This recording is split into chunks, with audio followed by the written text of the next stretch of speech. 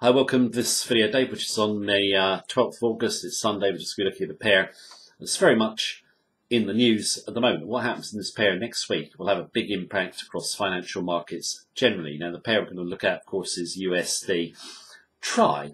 Now, in terms of the TRY, in recent videos we've done over the last few months, we've said the TRY is the weakest of all the currencies that we track, and we cover over 40. And its problems really came home to roost last week. USD made a massive rise up, particularly on Friday. And the lira's problems may not be over, okay? USD, I think, could still go even higher. Now, in terms of the problems, I just want to go through them, why I think they're so hard to solve. And if the USD goes up on the TRY next week, that will generate other opportunities in other forex pairs, which I also want to discuss. Right, let's go and take a look at USD TRY. USD TRY, just going to go through my reasons why I think USD has got further to run on the upside, and some trades you can take in relation to if USD TRY goes up. If you want to come into it as a fresh trade, it's very difficult now, well, in my view, because no obvious support level. You just got parabolic candle. Just want to go through how we've been playing this trade, and just a simple tip, okay, in relation to taking profits. Now, originally got in on the breakout through here. Obviously, the TRY, or as USD goes up on the TRY, then the trajectory starts to steepen, and then you get the parabolic candle. Now, from our point of view, we had a small trade in the pair, and it's even smaller now, okay? Despite the fact we think the USD is going higher, we've taken 80% of our trade in. So it's a very small trade left now. We actually didn't take it in up here. We took it in back here at 610. It still went on a good way in our favour. A lot of traders, when they get a move like this, they want to just continue to stay with it or add to it. While I'm a USD bull, what you always want to do is see things in relation to what money you've made in terms of the trade against your account, in terms of a percentage increase. This is a small trade. It's given us a really big percentage increase. And, it's wise, in my view, when you get one of these moves, it's parabolic. You don't get them very often at all. You're lucky enough to be in the trade, get the bulk of the profit in the bank or all of it. Okay, looks like for me she could go higher from my reading in the news this weekend, which I'll go through. But equally, you can always get a big fall. There's no obvious level of support. Never regret missing out, okay? Be happy with what you've got. You've got decent percentage rise on your account. That's fine.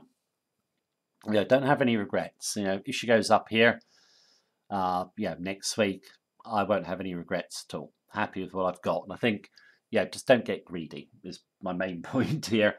And always remember, no matter how good it looks, things can change around quickly. Right, let's just summarise the problems that Turkey has got.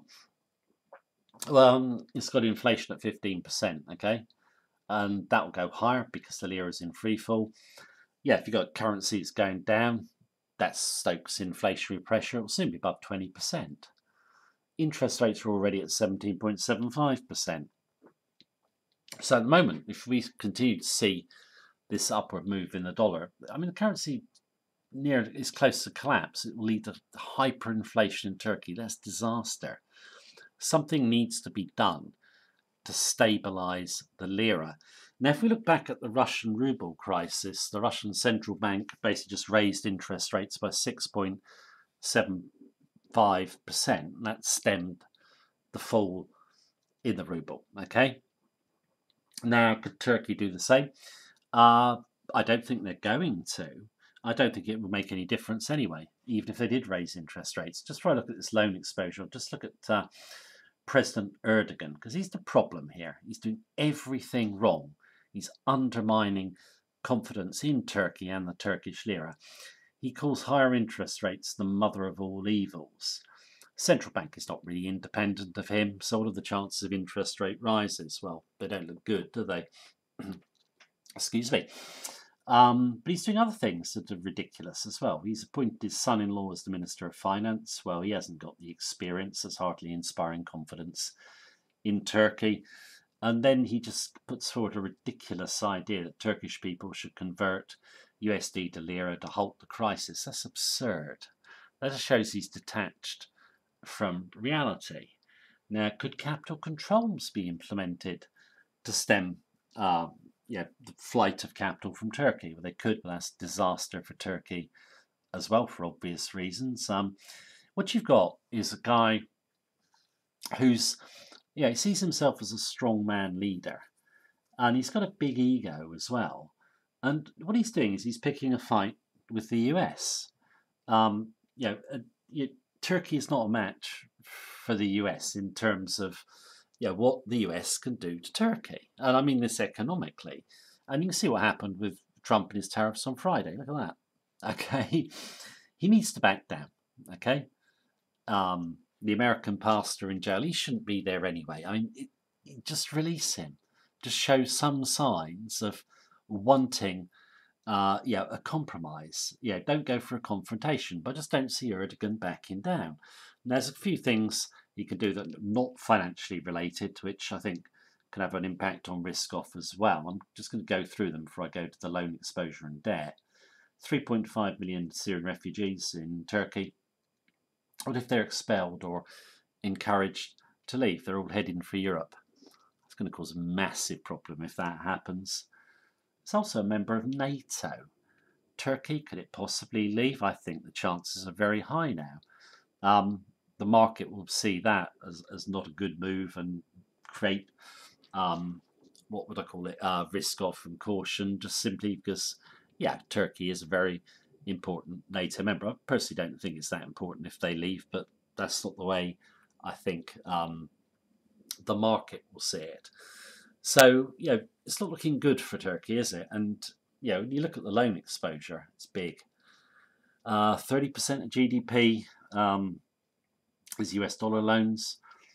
In euros, it's another 20%, it's 50% GDP is debt. And, just like many emerging market economies, when interest rates were really low, borrowing was high. Over emerging markets generally, there's 400 trillion, in debt. Now, in terms of Turkey, obviously the debt has now become very expensive to repay. There's a chance of defaults, Now, European banks, they are heavily exposed in Turkey. The ECB have obviously voiced concern about this.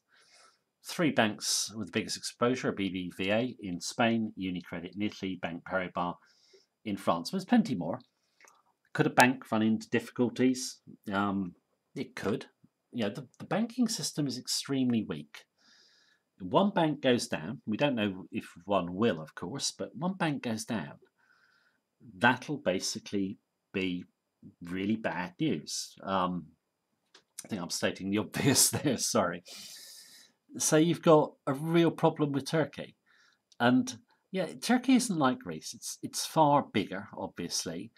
And, its effect on the global stage is bigger as well.